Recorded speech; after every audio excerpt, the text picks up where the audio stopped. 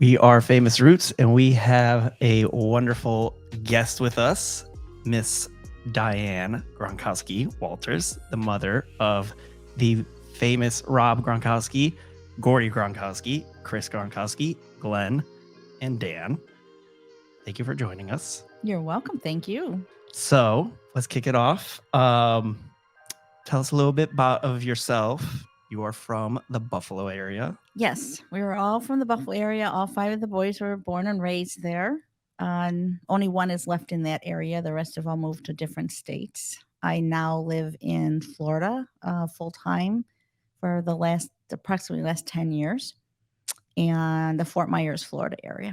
I'm assuming you enjoyed coming down here because of the weather, or what brought you down to Florida? The weather. Yep. Usually about everybody's answer. Definitely the weather.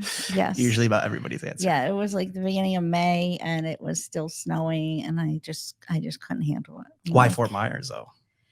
I came down to visit my brother who lived in this area. And when I came to visit him, he just said, well, let's look for some places. And I had no intention whatsoever of looking for anything.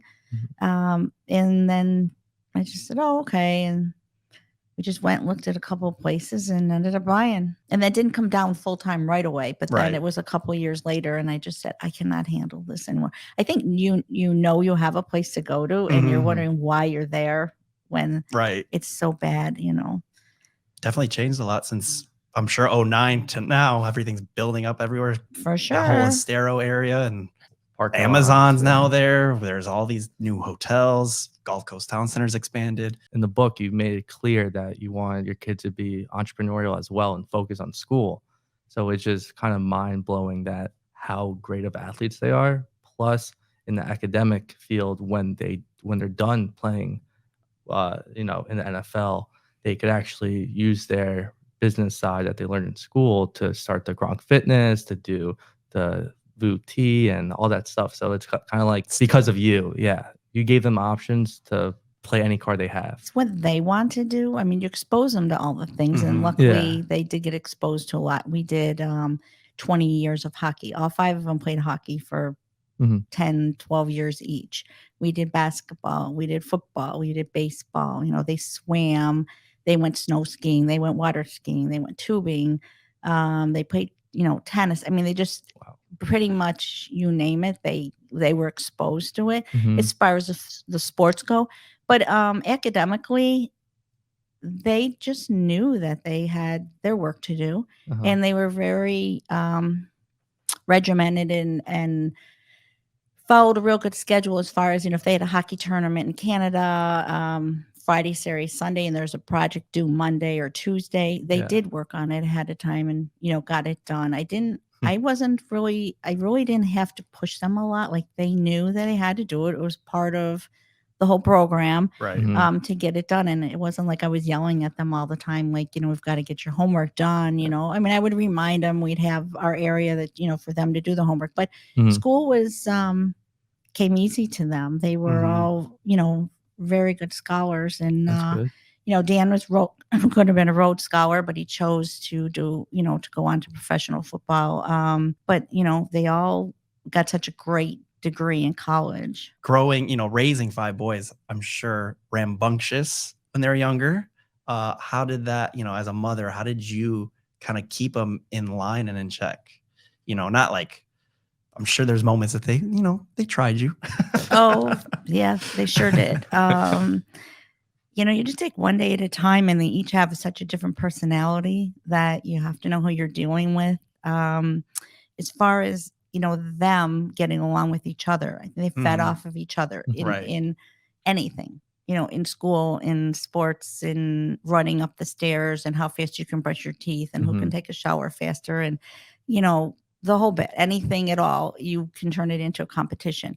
For the most part, when they had their issues, they would fight and punch each other and throw each other around. Yeah. But you just let them go because then after 2 or 3 minutes, they go, oh, let's go play basketball. And they run outside and they're playing basketball. Right. And that was the end of it. Right. It wasn't something that lingered on for weeks and I'm not talking to you or anything like that. It was just like they just messed around. And then that was the end of it. Right. And then what kind of traits, if you had to say for all your children, do you think that they picked up from you? You know, Rob has a very personal, giggly and out there. Dan and everybody have their own kind of trait. What would you say that each child has picked up of yourself? Each of them. Or as a collective well, group? as far as I think being organized, Mhm. that definitely, and their scholastic ability, they definitely got that from me too. Well, perfect. Yeah. I was always the 99, percentile Wow. student. So, yeah, I found my report card from my senior year not too long ago, and I looked at it, I'm like, oh my God, Did you hang it on the fridge? Great. I'm like, oh, I should have. I should make copies of it and send it to them to hang on their fridge, right? I feel like a commonality with successful athletes and in general is their parents are usually teachers, so they're able to teach really well. And so it seems like you're really scholarly, and that kind of helps them in school, and then also your ability to kind of teach them perseverance, because in school in general, like, you have to study. There's a lot of work involved, but if you apply that work ethic to the field, then you're golden. Is that kind of what you did? So I wasn't exposed to sports growing up at all. So this was all new to me also. But now looking at it, my whole point of view about sports when I was younger and my whole point of view now is so different, because you realize that in the sports and the things that they do, that is so much like life. You have, the kids had a teacher. I remember Dan had a teacher one time, did not like the teacher. And I said, okay, you have this teacher for 40 minutes, like 3 times a week. It was like middle school, and it's only for half the year. So as long as the teacher isn't touching you or doing anything inappropriate, you'll stick this out and then it's done. And that's how you'll learn that now you're down the road, you're going to get a boss, a coach, a coworker that you just don't like. But you know what? You figure it out. You figure out how to deal with it. Or you make some changes and you go somewhere else. But we're all experienced, or have those experiences every day, every week of something that isn't going our way and something you don't like. We all have to deal with, figuring it out. So the sports part of it really helped them learn, but being organized and knowing, in school, definitely, I don't think kids realize how important the schooling part of it is, because if you were a senior in high school and you're not doing well, but you think I'm the best quarterback in the whole state, but my grades aren't good, you don't realize, and I didn't realize it until my kids got in college, that it doesn't matter if you are the best quarterback in the state. If your grades aren't good, teams are hesitant to take you, because they're not going to take you, invest all this money in you, try to train you and everything, and then you fail. Right. And now you're not eligible to play. And actually, Dan, that happened to Dan, because Dan was red-shirted and gray-shirted and red-shirted. So his first day to play at the University of Maryland was actually on January 1st. Well, they were in a bowl game on January 2nd. Down in Jacksonville. And so he actually could go to the game. And he couldn't play because he never had practiced or anything. That was his first day of eligibility. But why he was eligible was because he gray shirted, and there were a couple of guys on the team that were supposed to be at the bowl game. They had played the whole season, but when it got to December, they failed. Right. And now they weren't eligible to be on the team anymore. Interesting. Did growing up with everybody in Buffalo and having the same schooling system, I'm assuming they all went to the same school, did their teachers, me having my 2 older brothers, I had the same teachers that my brothers did. So it's kind of easier for me. Having 5 boys, at one point did the teachers go, there's still more of you coming? Like, yes, definitely. They definitely did. Yes. Did they have a lot of, relationships? Because like you said, some teachers that Dan had that he didn't enjoy or whatnot, were there teachers that they all, like, if one didn't like, they all didn't like? Or was it like, hey, this one I didn't like, but let's say Chris liked that one, or anything like that? They all had, like, different tastes? it was different, as far as some of them, none of them liked. Right. And you just knew that, okay, just deal with it. Right. But there's some that, maybe one did like and one didn't like. Once they got into sports and the whole scheduling, and you being a full-time mom and having to go and get them ready, wake them up, get them ready for, wherever they went, whether it's the ice rink or for practice for whatever sport they're playing. How did you fully manage, and how long would you take it took you to get, really in routine with that? So having them there on time and continue that on, and obviously they learn from it, in professional life as well, being on time and executing all that. Well, right. Professionally, being on time is huge. Mhm. Sometimes it costs you a lot of money if you aren't on time when Right. you're in the pros. As far as, I had all of them to drive around, and I tried to go to every single thing I could possibly go to, because they all knew if I was not at their game, it was because I was at another game. Mhm. If there was a game and a practice, I would be at the game, drop one off at practice. One of the hard things I found is, as far as trying to keep a schedule, was that the coaches didn't let them out on time. So if I'm dropping one's at football after school, and they're supposed to be done at 6. Okay. Right. So I'm there at 5 to 6. I've got dinner in the car, and I've got somebody else in the car with me to go drop off at hockey, but I got to pick this one up and then take this one somewhere else, but then drop the other one off, like maybe at a different rink, because football and hockey, kind of overlapped quite a bit. It end up, okay, now I get there, and then like it's 6 o'clock, it's 6:10, it's 6:15, and the coach still has them out on the field. Well, you're messing up my whole schedule. Right. Because now I have to leave, because I've got to go drop this other one off, and zoom down the street to drop the other one off, come back.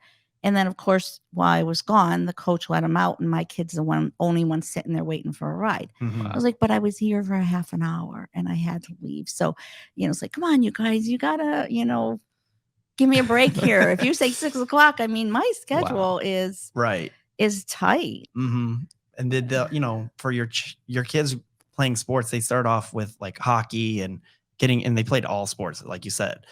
When did it shape that they wanted to stick to that singular sport? So you do have 4 boys that went to play professionally in the NFL, and then you have one boy that went to go play professionally in baseball and the MLB. So like, when was it that they were like, okay, I'm going to stick with football, I'm going to stick with baseball? In high school. Oh, really? In high school, yeah. I think one thing, and I know my husband Mike Walters says a lot, is he's coached hockey for 30 years, and he says, he can tell when the kids played soccer because their footwork is so good. So he's like, what, they need to do other things. And we're big believers that when hockey's over, hockey's over, and now you go and you go swimming, Right. you do all the summer things in baseball, and then when baseball's over, you're doing football and you're doing basketball in the winter. But when the season ended, that was it. It was put that equipment away, and we're on to the next thing. And I think they didn't get tired of it. They looked forward to it. Different friends, different groups of people. Some were the same. Some from high school, they would have, some of the same kids from football that would then play baseball or basketball. So it all depended, on the season. But they really needed to have a break from that sport and go on to something else. I feel like there's a lot of parents that might do it because they're looking at, oh my God, if I keep on, taking my son to practice, he's going to be in the professionals and it'll pay off. Did that resonate at all with you? Never once did that go through my mind, that I'm only doing this because they will be professional. There are so many obstacles. You can do everything right, and then there's one injury. You could be the best quarterback, in that year in the draft, they're not looking for quarterbacks. They're looking for, defensive ends. They're looking for, something else. And you think, oh, if you're a quarterback, you're definitely going to go, but not necessarily. I'm talking, football, obviously, but I never thought that. And I would see parents and I could tell, what they were saying and how they acted, that they definitely thought that, in hockey, their kid was the next Wayne Gretzky. They dumped everything into, and you know what? They never went anywhere. And they dumped everything into one child doing one thing. Even you hear it over and over and over and over. Your chances are so slim to go anywhere. And no, I didn't do it because I was trying to get them to the professional level. If they did, they did. But the other thing too is that doesn't last forever. It's when you get to the pros, normally you're lucky if it's a year or two. Right. So, my kids went on longer than that, some a lot longer, but you know what? They had their degrees and they had their education to fall back on, because you could, like, I keep saying, you could be the best of anything, any sport, and your first game out there, you could get hurt and you're done. And they were done. A couple of them. That's something I was just going to ask too, is, on injuries as a mother, the motherly instinct kicks in, and you see, playing such a violent sport. Were there moments that you were just like in shock or like extreme worry that you had to get down to the field to see how they're doing? And obviously Rob has had some serious injuries, concussions, his ACL or MCL, I think it was. MCL concussion. Yeah, and all that. So when that happens, like, what is going through your mind, like, in that moment? I'm not the kind of person who ever worries about going to a game. I don't go to a game and say, "Oh, I hope they don't get hurt today." I'm not a worrier, and so whatever happens, happens. And I go and just and my thing to them as always was, good luck and have fun. Right. And before a game, for years and years and years, 2, 3 hours, 4 hours before a game, I would text, good luck and have fun. And they win or lose, even as when they were kids, and they'd win or lose, they'd come off the field, come off the ice rink, whatever. And I'd say, did you have fun? I wasn't ever like, I think I was just like, okay, we're on to the next thing anyway. So who cares if you won or lost? Like, it doesn't matter. Right. When you're 8 or 9 years old, you won or lost. It's, learning the whole concept and learning the team, to being part of a team, because being a part of a team in sports is also being a part of a team in life with anything that you do. And then just an outside question kind of to this is like, I'm not sure how much you paid attention to it when it happened, but a few months ago when the Buffalo Bills player, Damar Hamlin, when that whole scary incident happened on live television, not saying that this would ever happen to your child, but as a mother, seeing somebody playing in the NFL and something like that drastically happening, and something so kind of new, because an injury like that's never really happened.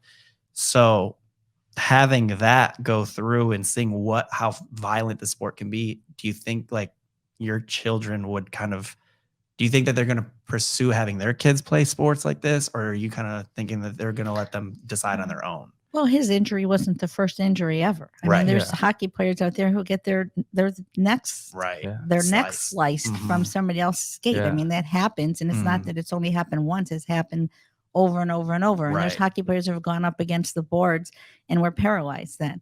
So, kind of know what they're signing up to. Yeah, I mean, right. I mean, they're adults. They know, and they know they can get injured, and they know that's what they do. That's what they do. And they just love it so much that they're willing to take that chance. And of course, it's not anything that they get up every morning and say, oh, I hope I don't get hurt today. I mean, it does happen. As far as my kids, they definitely would let their kids play sports. And they already, are, and they're playing. But the kids, it goes on to like a whole nother level, a whole nother subject of, you as a parent and myself as a parent, I can want my kids to do anything, but if they don't want to do it, and I've seen parents just push it down their throats, like the kids, they have to do this, and they're doing a sport and they're doing it year round, and the kid gets burned out and they don't even really want to do it. And I've heard kids saying, I don't really want to do this, but I don't want to tell my dad or my mom that I don't want to do it. Your book, you guys had a great team, and I forgot the exact example, but I think Rob dropped something on the floor and he started laughing. And they say laughter is the greatest medicine. I feel like your team just did it for fun, and when things got tough, you guys just laughed it out. Is that an accurate statement of like? Well, if you're talking about Rob, I think that's all he does is laugh. So, I've only twice seen Rob mad, actually. Wow. in all this. Yeah. One was when he didn't get picked in the first round of the draft. He was really mad about that. I don't remember what the other one was though. But you know, So I there's two. guess You it know, was. there's And I two. do remember there was one other time I was like, oh my gosh, I can't believe he's mad. Happy. Happy. Yeah. Mm-hmm. Everything's great. Life is great. Doesn't matter what you tell them something, but they're all like that. It's like, Mhm. okay, we're gonna go to Disney tomorrow. Okay, great. And then in the morning you get up and go, oh, we're not going. Okay. And you're on They to just the move next. on, yeah. And then it's like you're just on to the next thing. So it didn't really matter. How they grew up. It felt like a summer camp. I don't know why. It just seemed like they were always Mhm. enjoying themselves. And especially like summer camp, all people do is just play sports and they have everything done for them. So it's like you made it so everything was done for them. All they had to do was play, enjoy, and get good grades. I'm like, that's kind of like the Mhm. secret success you had. And, I know you're a big cook. So they say like the secret sauce, I guess you could say. It was like camp all the time. And I think it was because not only did I have my 5 Yeah. boys, but I had so many others, and Mm. some came and never left. Right. And then we had, quite a few that came, and if they weren't living there, they Mhm. were there every day, just about every day. Maybe they had to go home and see their parents at nighttime or whatever. But there were a couple. There were 2 other young men that came and never left, and they stayed for years and years and years. And Paid rent? No. I told them I had 2 rules. Yeah. You do not bring alcohol in the house, and when you throw your socks in the wash, make sure you have them two socks hooked together. 'Cause I don't want to find one sock. Like that was like my rules. Having your children being who they are, as big as they are, and you've mentioned saying taking them from one place to another. Once they got to the big stage, having them watching on TV, seeing their games, how did you, now the dynamics shift because now they're on their own doing it. How did you break yourself into, okay, I'm going to be able to watch this game here? And of course, a lot of games are, depending on how people watch them, they only get to see local sports. So how did you get to see, all your kids playing their sports at the time on live TV? You pretty much did not go to any away games. Mm-hmm. You could fly there, rent a car, go to your hotel. They're in a hotel the night before, home or away. Right. So you don't get to see them. Then the next day is game time. You don't get to see them. So you go to the game, you watch them with everyone else. And then after the game, you might have 10 minutes if you can get yourself to the front of the whole big, huge group of people that are waiting to see them get on the bus. Right. So if you can make your way to the front, where a couple of times I've had to push from the back. I was with my girlfriend. We had to push from the back and push all the way to the front.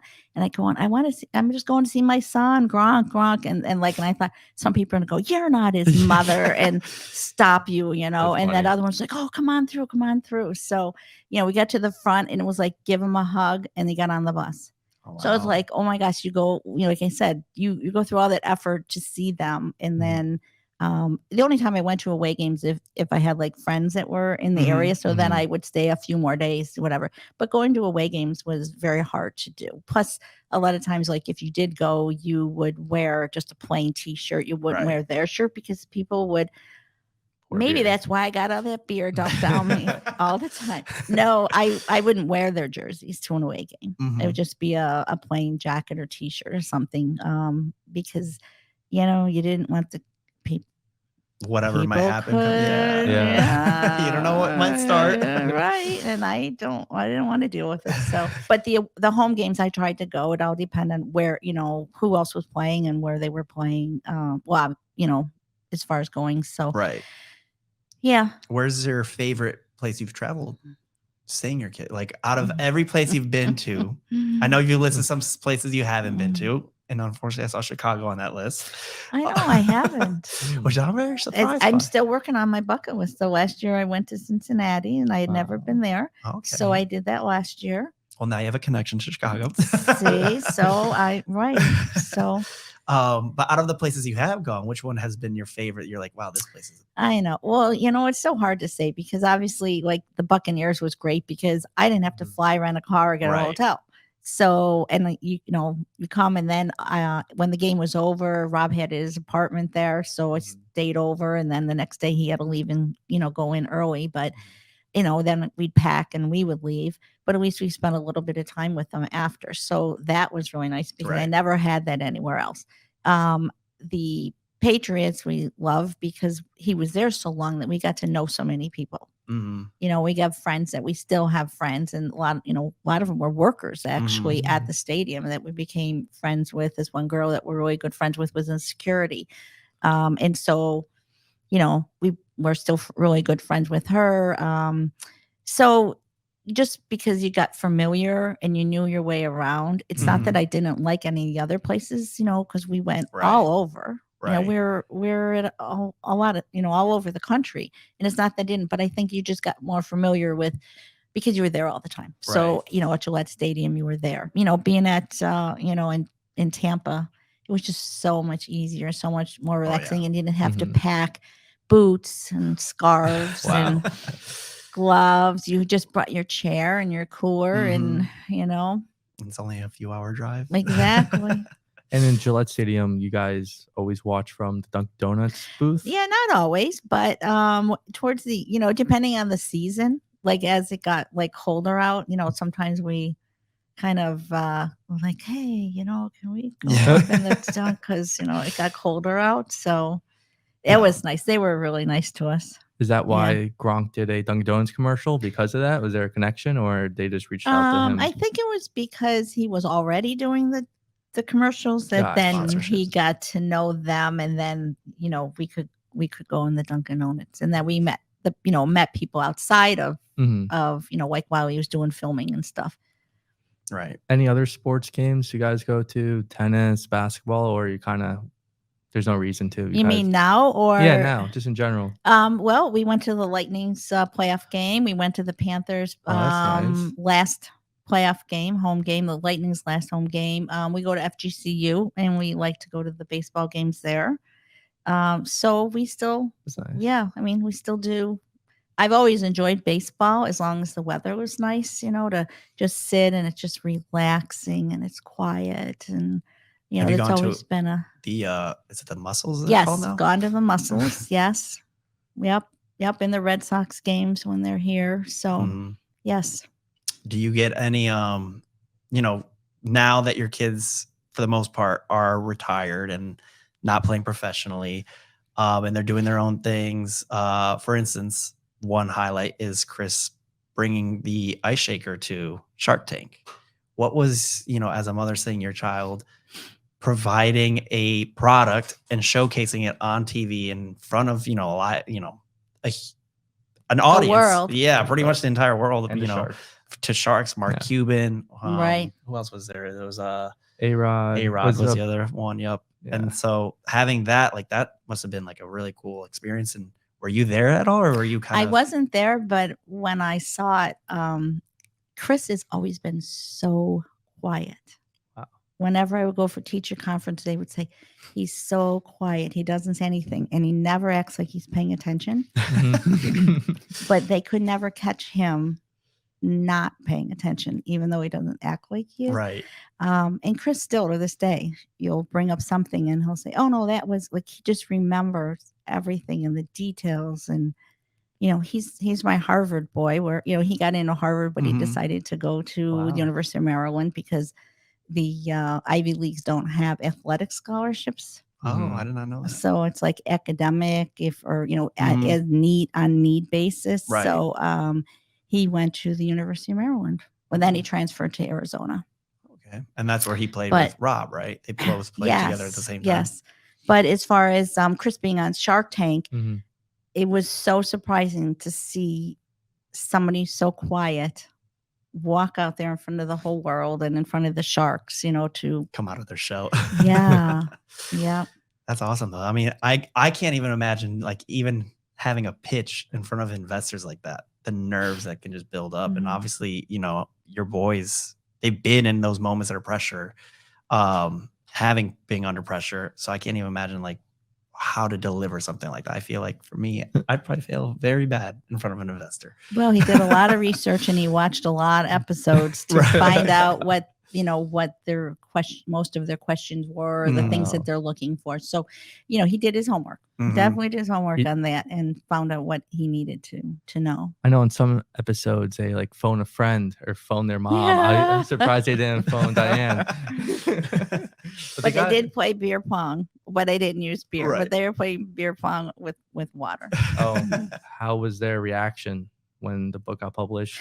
I think it brought back a lot of memories for them too, because when I wrote things in there, like they didn't see it ahead of time either. And so when they saw the book finished, they knew I was doing it, but when they saw it, I think it brought back a lot of memories. Like, oh yeah, remember when we did that and we did that. So did you do it from, something you've always wanted to do? Did you always feel like you wanted to write a book? Or Definitely not. Really? I had a ghostwriter, Sue Monshaw. And I had people just always asking me questions.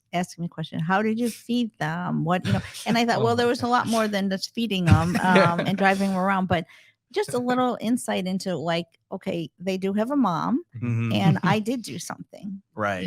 Besides give birth to them all. It was, I put, a lot of years, a lot of years into a lot of effort into a lot of travel into, them. And like we talked earlier, did I do it because I was like, but at the end they're going to be pros? No, never once.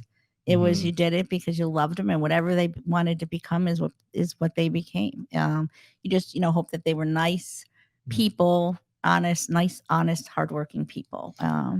No matter what they decided to do. What has been the reception? If you've heard any from the book, like, have you gotten any? Like, yes, warm... I've had a lot of moms saying to me, "Oh my gosh, it brought back memories of how I ran around with my kids and how much you really had to put into it, and how you were so exhausted all the time, and you really didn't have a life. Your life was your kids. Yeah, right. And that's what you did. Your friends or whoever you were sitting next to on a bleacher, and then an hour later you're on a bleacher at a different game, and then those are your friends. So, but a lot of memories for a lot of moms to say, yeah, I did that too, and ran around with the kids all the time.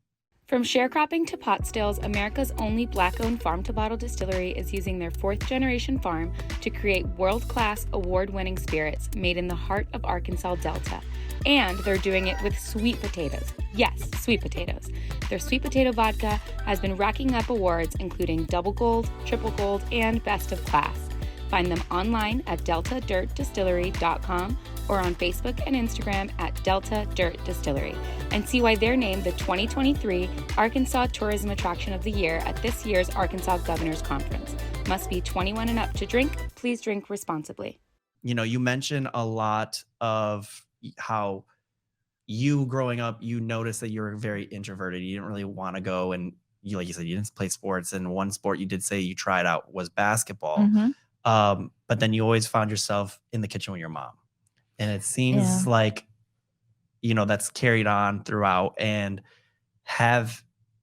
would you say that your kids also pick up? And I know we kind of talked earlier, but like, have your kids always been like around you in the kitchen all the time when growing up? And is that still kind of like the hangout spot now? They were not around me per se in the kitchen. They were in the kitchen all the time, but it was because they were eating. But it wasn't so much to learn how to make something. But, my generation, we didn't have the sports. I went to a very private Catholic school where, it was the same like 15 people all the way through, from 1st grade to 8th grade.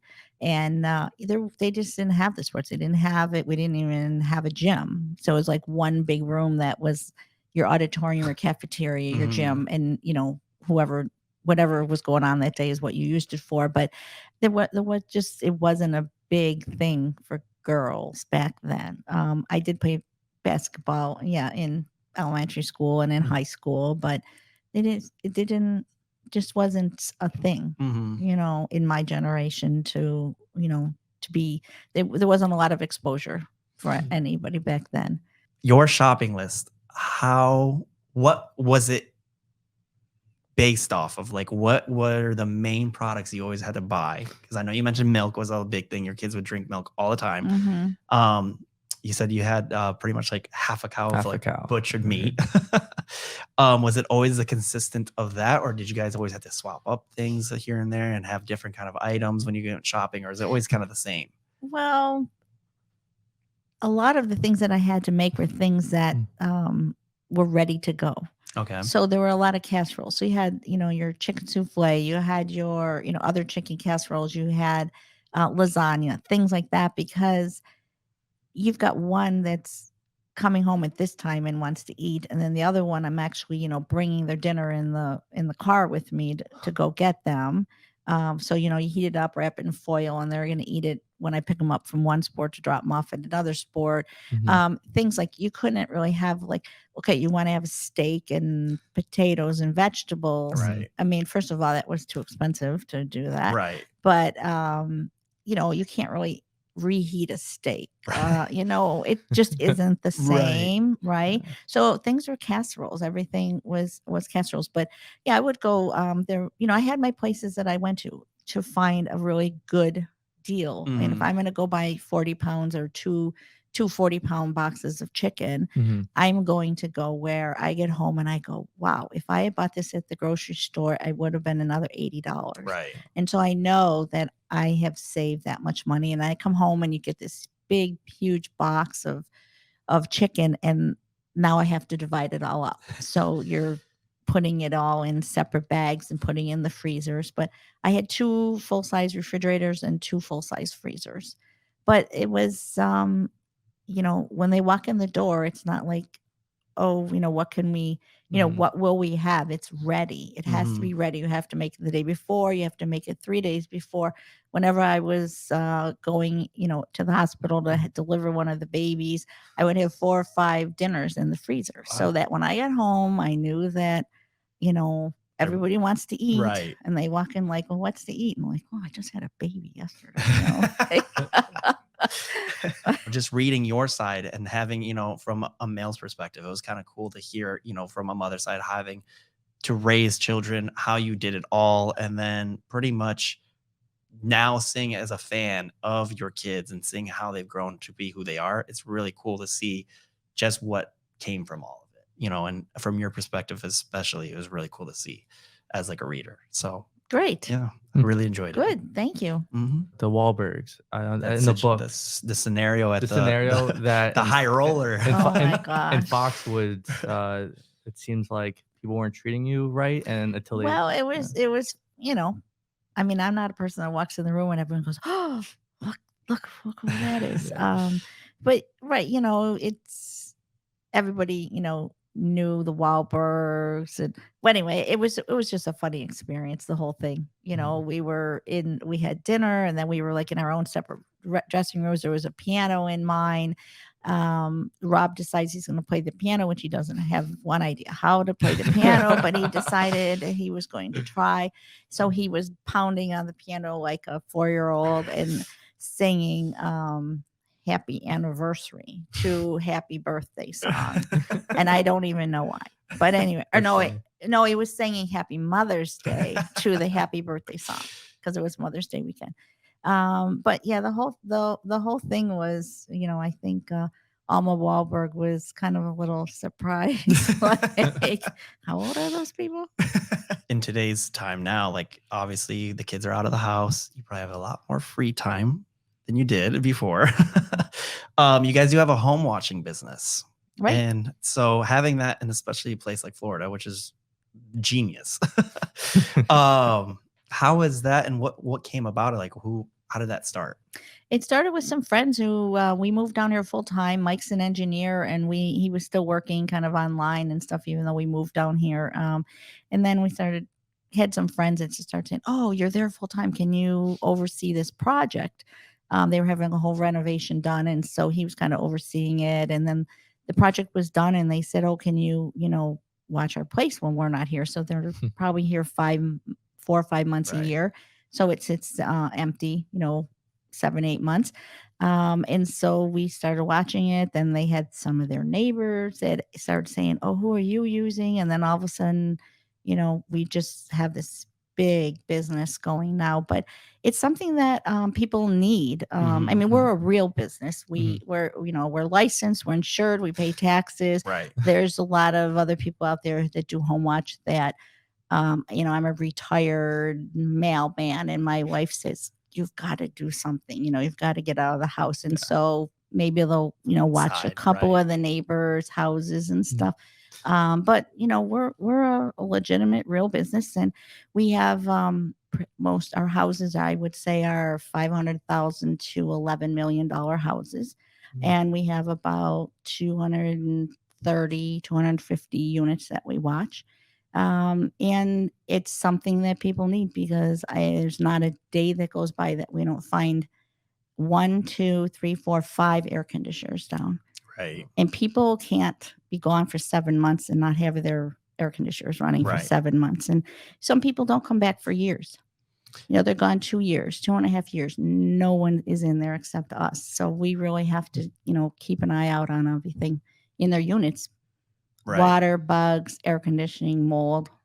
Is it in the Southwest Florida area, or you guys expanded out in Florida and other places? No, we pretty much have 2 communities basically that we do. And it works out so well because we are in each one every single day. Wow. And so when someone calls and says, this, or, I have a package that went there, or my alarm is going off, whatever, the reason, we can just go, okay, I'll be there in 5-10 minutes. Right. And check it out. So it works out really well because we're not driving all over the place too. You waste so much time sitting in traffic, waiting, driving here, waiting to get into a community, because now we have to go through their gatehouse and you wait in line to get in. So it works out real well to just have the 2. Talking to somebody about it too was, I think I mentioned to you briefly when we first spoke, and a lot of people don't really realize that, like, when people leave, like you said, things need to still be like maintained. And I remember watching a interview, and I think it was on Ellen. Shaq was on there, and he was just built out like his house as big as it is.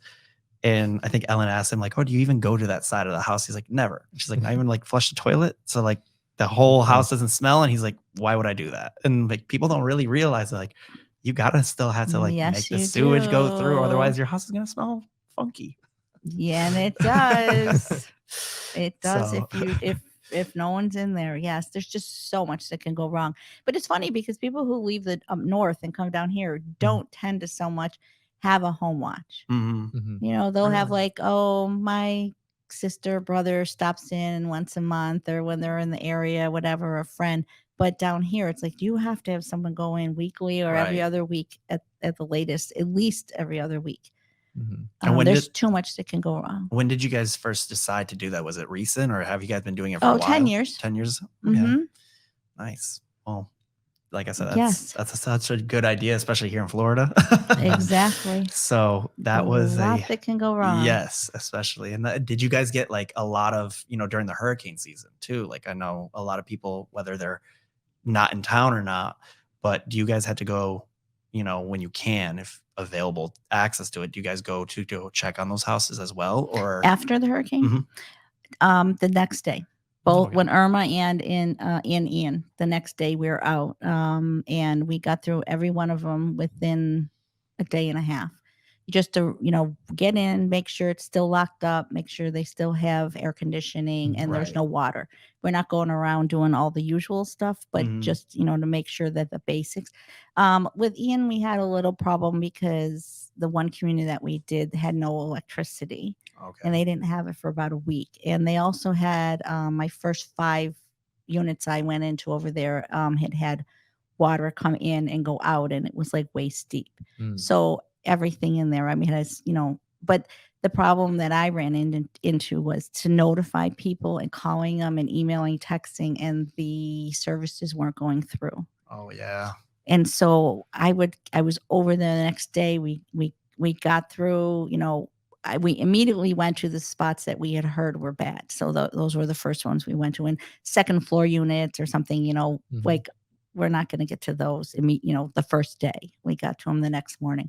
But all the ones that, we knew were bad. But, it just, you contact people and you tell them, and it's like, yeah, your place is great. You have no problems. You have no electricity, but when I hear electricity's on, I'll come over to make sure your AC started up Right, again, right. you know, and different sections of the community would start up different days. You know, we get the couple streets here that started electricity, and then Mhm. the other ones didn't start for the next day or a couple days later. But I was telling people, and then I'd find out like 4 days later, they'd call me and say, did you get a chance to go over? And be like, oh my gosh, I was there the next day. And then like I felt so bad because Wow.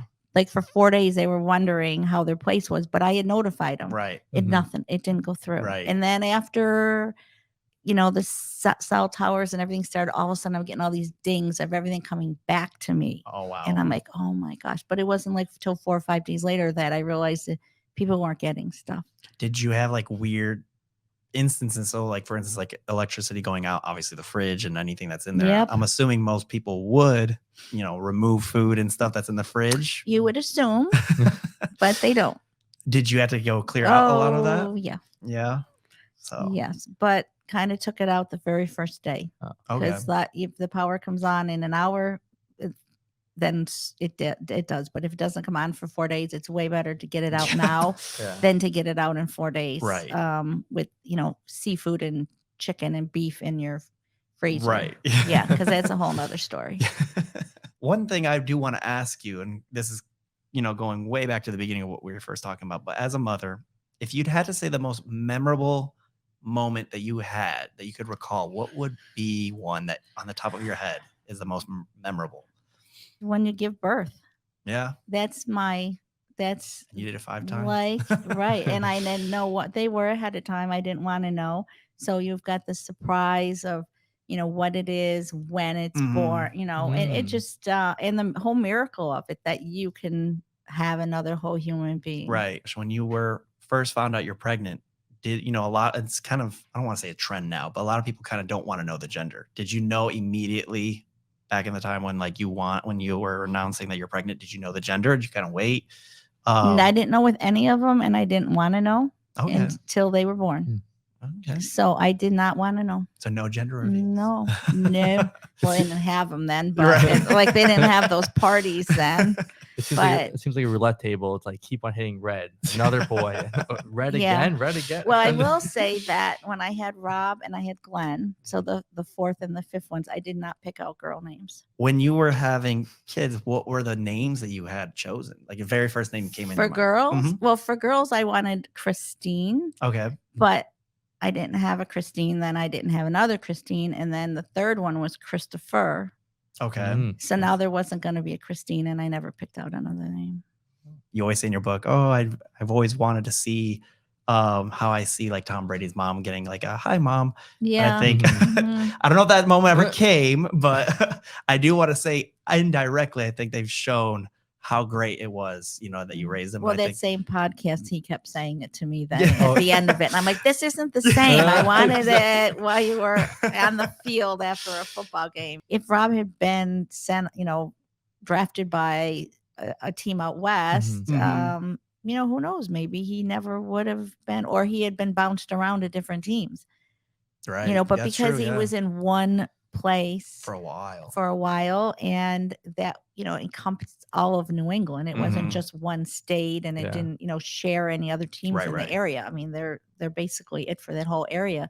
So it was, you know, such a good, you know, ordeal for him to be there. So yeah, that worked out really well for him. Did they have you know, going into the draft, football first, did they have a preferred place that they wanted to go to? Like, was there always like, I know Glenn got drafted by the Buffalo Bills, which is probably such a cool, you know, hometown. Right. A hometown feeling. Like a lot of people would always be like, oh, I want to represent my hometown. Like, did they, you know, did Chris? No, they didn't have any place specific that they wanted to go.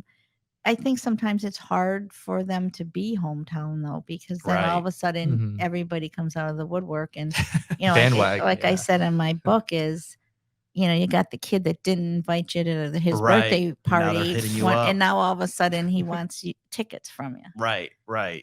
Oh, you got tickets, and you know what? They don't get tickets; they have to buy them. I feel like everybody thinks that they get all these tickets, like, oh yeah, and people say, oh, you must have sat, you know, at the 50-yard line at at the, in the first row, 50-yard line for the Super Bowl. I'm like, are you kidding me? How much Those money that is? seats, yeah. And Crazy. I mean, they have to buy these seats. Like, it doesn't work that way. And those seats, I don't know what they would go for. Right. Like $50,000, $100,000. Oh, Like, 100%. no, somebody's going to buy them. Why Right. would they're not going to give them to somebody? Are you kidding me? It's a business. Are they so very competitive? But was there envy or jealousy at all, or was it like we're a team and whoever wins, we all win? I never saw envy or jealousy ever with them. Gotcha. They're all very proud of each other for whatever the person was doing. Mhm. And they had the opportunities to play against each other, Yeah. Mhm. with each other, against each other, Mhm. and it was like whatever happens, and that's just always the way I've been. I remember one year Gordie was playing hockey, and I don't know, it was some AAA, double A hockey team. It was like a travel team, and the one game they had, every single one of the players was in the penalty box except there were 4 on the ice. Only 4 on the ice. The rest were all in the penalty box. They couldn't even fit. They all had to go in the other team's penalty box. I don't know what the heck they were doing, but they were having the best time. And I think they won 2 games the whole year. Wow. Best Wow. time. He just had a great time with these guys. Mhm. It was in high school. And he just had a great time. And it didn't really matter to him that they weren't, when it was like kind of like a challenge to not win now or something. Like, can we go the whole year without only winning 2 games? It was like whatever, Right. they all supported each other, and it was just whatever it was. If you won, you lost. Right. You know what? That's how life is. Mhm. You're not always going to win. You're not always going to lose. Did they, growing up, and this is probably more so a question if they were sitting here, I'd ask, but, as a mother, if raising them and knowing them, how close they are, but like you said, they've got to play against each other. They got to play with each other. And as brothers, sometimes I do it with my brothers. I like to get in their heads. Do you think in any moment when they're playing against each other or with each other, they're like, I know how to get into his head and I know how to outcompete him? Probably. Oh, yeah. Because it seems like competition is a theme here. Yeah. So who would you say is the most competitive out of all of them? Can't really answer the question of who would be the most competitive. Mhm. No, because everything's a competition. I mean, it doesn't have to be a Right. sport. It's just anything. Yeah, I know. I think Yeah. you said whoever, I don't know how fast of eaters they were. I know you said that they would eat. Would they make competitions like who can finish the fastest, the plate? Who ate the most? Well, that didn't help the grocery bills. No. I know one time somebody said, "Oh, your garbage can in your kitchen is so small." I go, "I don't have any leftovers." They eat everything. What's your favorite meal to cook? I know your chicken souffle is I like the know. big favorite. Well, that's what they love that. And it's something different. And, even the kids that lived with us for years, they're still saying, "Can you send me some? Can you make some more?" I'm gonna come to visit. And they're like, hint, like, what? And I'm like, okay, well, come, when you're in town, come visit and we'll have dinner. And they'll be like, "Oh, well, do you think it could make the chicken souffle?" Yeah, like this way. Is there moments you're like, oh, I don't want to make it? No, it's fine. It makes them happy. I've always said I was home when my kids left in the morning. I was home when they got home from school, which they normally didn't because they stayed after for sports. But when they were younger, they came home after school. I was there, and I was, the first one up in the morning, the last one to bed at night. But I found that the boys, they had friends come over, and always had somebody coming over. And like I said, some came and stayed for years. Right. But I realized that those kids that came over, their parents weren't home. And instead of going over to their house and, having a few beers and smoking or doing things that you're not supposed to be doing, they came over where I was there. But I think they enjoyed walking in the house. They enjoyed coming in where there was somebody there. They don't want to go home to an empty house. The kids don't want to walk into an empty house, and they come in and they get fed and they get homemade cookies that, just came out of the oven. Like there's always stuff there. And then they could just stay and they could just be kids, and just play around. So, I thought for a while, you know what? They don't ever go over to the other kids' houses, but they don't want to go to an empty house. That's Right. why. Mhm. It's always the big families too that are always like the most entertaining. So That just is true. growing up is like, oh yeah, because you mentioned the book. It's like, oh, if Glenn's not here, I'm gonna talk to Exactly. Rob. And so it's Right. that same situation. Right. Somebody'd show up and they say, Yeah. oh, he's not here, but, oh, well, is, looking for Dan. Well, is Chris here? Yeah, exactly. No. Is Rob here? Yeah. Okay. And like, as long as there's somebody Yeah. there, they Yeah. didn't care. Right. Yep. Oh, that's awesome. And I think that's why the kids came over, because my kids were always had each other, where other kids, maybe they were an only child or one or two kids. They didn't have somebody there all the time to do something with, but they knew that if they came over to our house, there'd be somebody there, Right. somebody to do something with. And I was going to ask, I kind of mentioned earlier or brought up about having, the Shark Tank moment and everything, but as a mother, and obviously you're such a proud mom of your kids, but the one moment that, you see your kids out and doing what they love, when was the first moment you saw them, like the time that you saw them like do them being on the big screen, and you're like, can you recall how that feeling was, saying like, okay, whether it was Gordie playing baseball, or if it was Glenn in football and Rob out on, the Super Bowl, something like that, like a moment where you're like, this is what they've always dreamed of, and the emotions going through your head and everything. Can you recall like a moment like that? Well, there's a lot of moments like that for each one of them. It's as any parent is or should be proud of their kids, no matter what they do. It doesn't matter what they do. You should be proud of your kids, and tell them how proud you are and how much you love them. But there's, not everybody's going to be a professional athlete and be on TV every Sunday or, whatever. And that's fine. Everybody has their own talents, and there's, and I've even said to my kids, there's guys out there that were better than you, but they just didn't ever get the opportunity to get there. They maybe didn't have the family support. Maybe they got injured in high school. They got injured, somewhere along the line, or they just didn't like it, or there's a lot of pressure. I mean, college is tough. College is very, very tough. You've got full-time football or baseball, whatever, sports, and you've got full-time school. And when my kids left for college, they never came home. I mean, other kids get to come home for Thanksgiving for 5 weeks, 6 weeks. They come home for the summer for 2 or 3 months, and they have summer jobs. They didn't. They left and they were gone. Because and partially was because they went away to school far away. So if it's Thanksgiving, you have practice in the morning, then you have, like 4 or 5 hours in the afternoon. Well, you're not going to fly from Arizona to Buffalo and have dinner and be back in 5 hours. So, you basically went to other people's houses that lived in the area, other players that were on your team. So there haven't been no holidays. Once they were gone, they were gone. And then when it gets, when it gets to the pros, I mean, obviously they have games on Thanksgiving, they have games on Christmas, and you can't just leave. There is no break, especially in, well, at least the pros, you have a few months, like March, April, May, but in college it's year round. And so when they left for college, that was it. Do now, because you mentioned that you barely got to see them during the college time and pro time.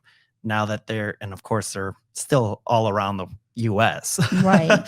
Do you have a lot more moments with them now that they're kind of? Well, we were in 6 different states. So the 5 boys were all in different states, and I was in Florida. Nobody else was in Florida at the time.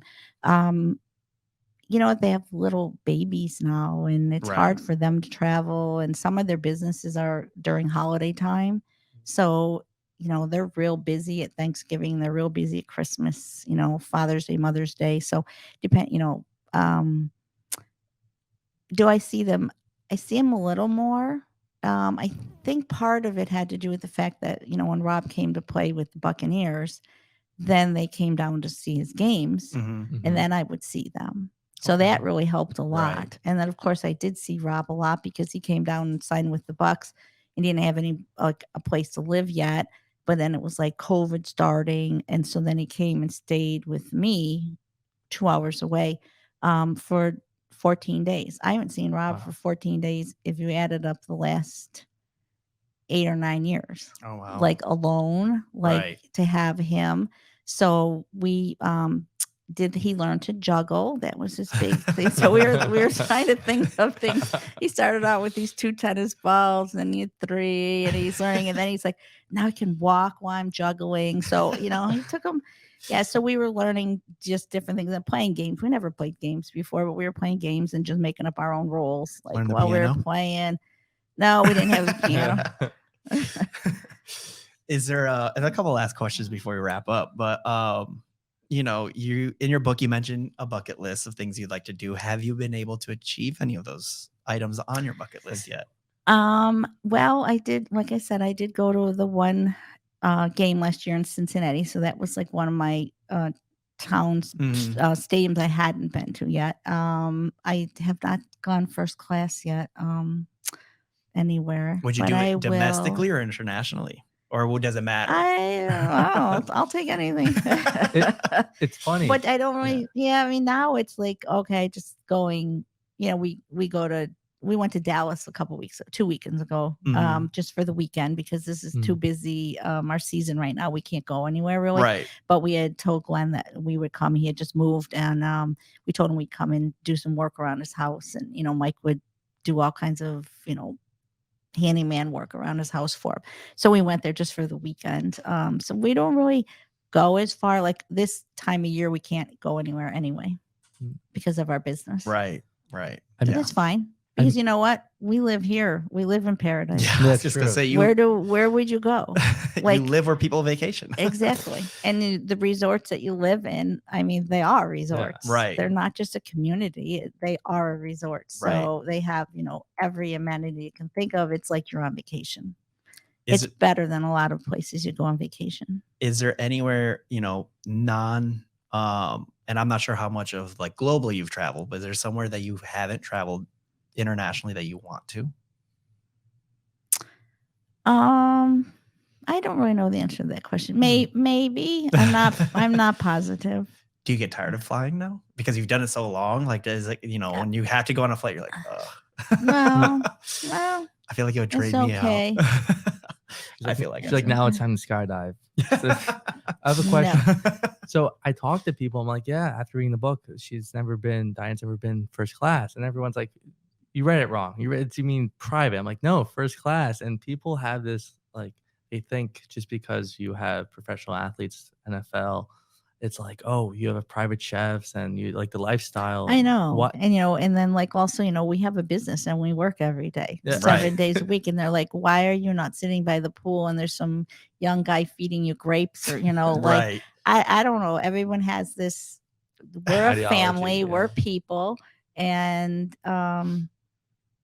I don't ask for anything either. So, that's fine. Everything's great. The kids are good and, they worked hard for what they have. And I never think about, well, I'm their mother. I should be first class. Right. I should get this for free. And I never think that. Like, I don't make a big deal about anything. And that's kind of why we me,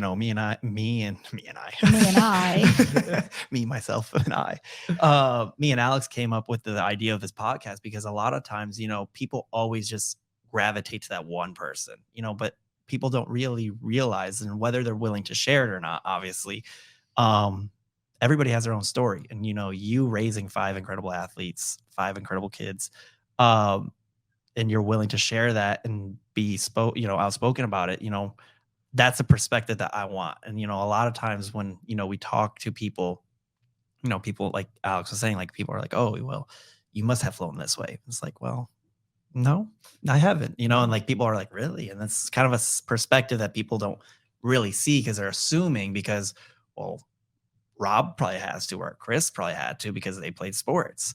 And it's like, no, they're living just like you and I would live, they have to pay for the tickets as well. And I think that's something that, when we talk about that, that's the one thing that we wanted to make sure with this podcast is like, hey, we're showing a perspective for people that really isn't shown, and a story to showcase like, hey, this is how, in your case, you raised 5 incredible kids.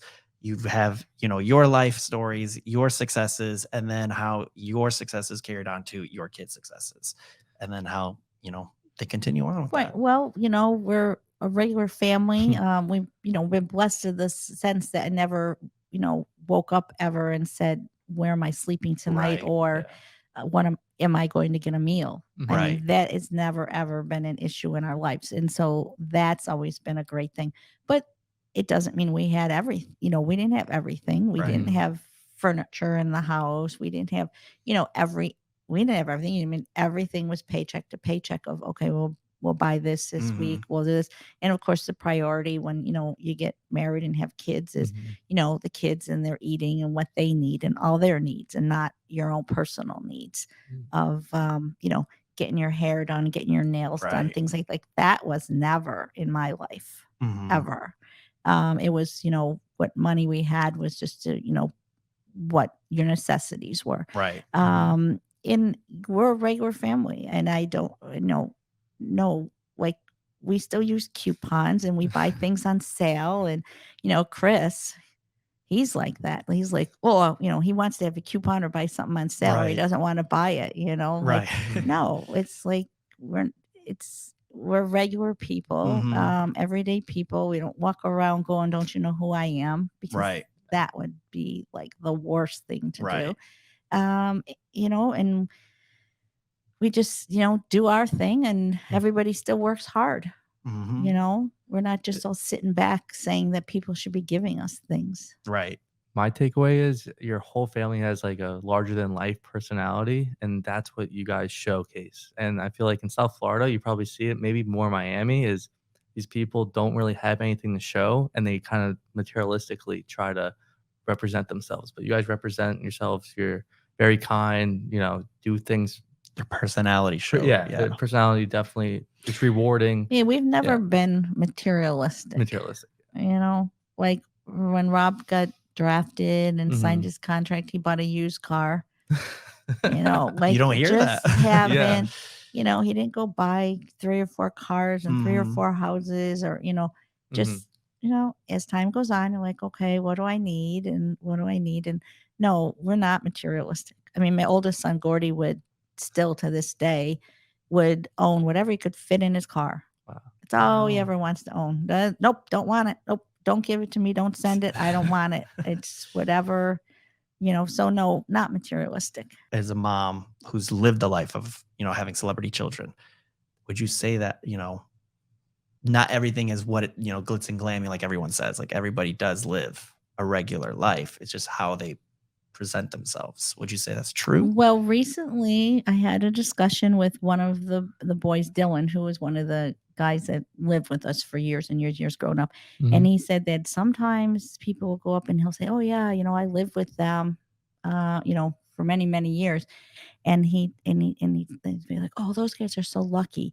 And he said to me, I always turn and say, luck had nothing to do with it. They worked their butts off to get where they are. So they, like I said, other kids were hanging around with whatever. I mean, these guys left for college. That was it. They didn't come home for summer. They didn't come home for the holidays. Right. They had schedules. They had to be out on the field at 5 a.m. It didn't matter if it was snowing or raining or sleeting. And, they put a lot into it. And like I said, my whole idea of this, like growing up, I was like, oh my gosh, these guys get everything. And all they do is play a couple games a year. Right. And like I said earlier, is now I realize, and people don't realize, this isn't luck. This is, they worked hard, and everything they eat and things, they'll come over and like, they can't even eat certain things because there might be some seed in it that is something, but they don't even know it. So it's like, nope, I'm not even going to eat it because I'm not taking the chance. Oh, wow. I can't eat this because it's too heavy, because I've got to run tomorrow. Right. And every single day is not just physical, but mental. I mean, you have to get over the mental, of when you get hurt, then, oh, you're done, but you're not done. You come back for another 5 or 6 years, after people tell you how bad you are and you'll never play again. And, so there's all the mental part of it. But the luck part and them having it handed to them, no, nothing was handed to them. If you don't get up and do what you're supposed to do, no one comes knocking at your door and saying, "Oh, hi, do you want to play for the NFL?" Right. That does not happen. And if your grades aren't good in high school, and if you're not where you're supposed to be, and if you have to keep yourself out of trouble. So, there's a lot that goes into it. It's not luck. It was a lot of work. And like I said earlier, is I wasn't doing it as a mom because I wanted them to play in the Right. NFL. Because what were the chances of them getting to play in the NFL? Right.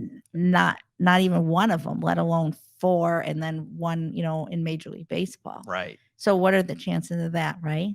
I don't know that there's ever been. There was one thing I looked up, and there was a family back in the early 1900s, I believe, that had 5 sons in the same football team. Well, it wasn't the NFL, and the father was a coach, and there was no draft. Oh, wow. So now you take that, and I go, well, that didn't count. Right. Right? It was like, hey, come on, guys, we're going to play, Right. So, I mean, here you have, what do you start out with? Millions and millions of kids playing football every year, and you go down to like 239, I don't know, whatever it is, Right. are drafted every year, so your chances are pretty low. Better odds of, low. hitting the Powerball. The lottery. Exactly. I know. Exactly. Exactly. Who would have thought? So, but yeah, as a mom, one thing that I like to say, like as a mom, it's, my book had a lot to do and brought up a lot of memories to a lot of moms of how hard we worked and the things that, we gave up, so that your kids can have what they have, and they can maybe, make their dreams come true, no matter what they decide to do. But, I think in writing the book, it was getting moms to know, a lot of different things. One was, that we're an ordinary family. Nothing was handed to us. We worked hard. Nobody, like I said, walked up and rang the doorbell and said, do you want to play for the Patriots, or do you want to play for, Dallas, whatever. But on the other hand, you work hard. You really, really worked hard, and a lot went into it for whatever they ended up doing. Yeah. And now hopefully, I see them, and, they've got little kids, and so far there's 9, or almost 9 grandchildren. There will be soon. And, you think they're doing, and I think you asked me a question earlier, and kind of reminded me of the fact that your kids don't know the stuff that you did. They're out playing. They don't know what you're doing at home all day, getting their next event ready, and planning and cleaning and paperwork, and make sure they have their physicals on time, and all the stuff that goes into their lives. But now, as adults, and now having kids, they're starting to catch on that, wow, this is a lot of work. I'm exhausted all the time. Right. All the time. And you have, in your mind, it's going constantly, because you finish one thing, but you've got those 10 or 12 other things that have to be done in the next hour, that, you're just constantly going. Right. But they're starting to, a few years back, Chris called me one day, and he says, Mom, I'm making an apple pie. I'm like, okay. It's like, okay. So like, what do I do first? I'm like, okay. Yeah. Okay, a little while later, he sends me a picture. Okay, he's got the apples all cut up. Okay, then what do I do now? And I'm like, okay, this. Okay, then he calls me back. What do I do now? So, at the end of the day, he's got this apple pie. He sends me a picture, and he goes, this took me all day. And I said, welcome to my world. Now you wonder what I've been doing when you walk in the door and go, I'm hungry, I'm starving, I was starving. What do you think I would, now you're starting to catch on this stuff. It doesn't just show up. Yeah. Right. Unless you go buy it at the grocery store. I guess it shows up. But, when you're doing this, it's so time consuming. It doesn't taste the same. And it does not taste the same. Doesn't have the motherly love in it. Not at all. It doesn't taste anywhere near the same. But just that they're learning now as adults, and starting families and stuff, there's a lot that goes into this. But I think that's how anything is in life. Right. The grass is always greener. You look at something and you realize, say, well, that's not so hard. And then when you start doing it, you go, wow. And, that's the same with the sports. It's like, oh, so they just go out and play. Like I thought myself as a teenager, oh, they just go out and they just throw this stupid football around and 16 games a year and they get paid all this money. But that is That's not the story. Right. It is not the story at all. Right. No. Well, that's awesome to hear. We really appreciate you being on here. We loved it. Yes. I'm Same happy here. to finally have gotten you. Like I said, you were one of my very first guests. I was like, this is who I want. I'm going to go for her. Oh, super. And just really quick, just so like everybody and the listeners, that your book Outnumbered, it is out and it's been out for a few years, right? Like 2 years almost. Yeah, maybe a year and a half. So yeah. And is it available on Amazon and any other places? You know? Well, Barnes and Noble, Amazon. It's easy to get things on Amazon nowadays. So yeah, but Barnes and Nobles and Kindle and Amazon. Okay, awesome. Well, I enjoyed reading it. I know Alex did as Same well. here. Yep. I will say, people that do end up getting your book, they will have the chicken souffle recipe in there, as well as many others. So I did have that, and I will be sure to make sure.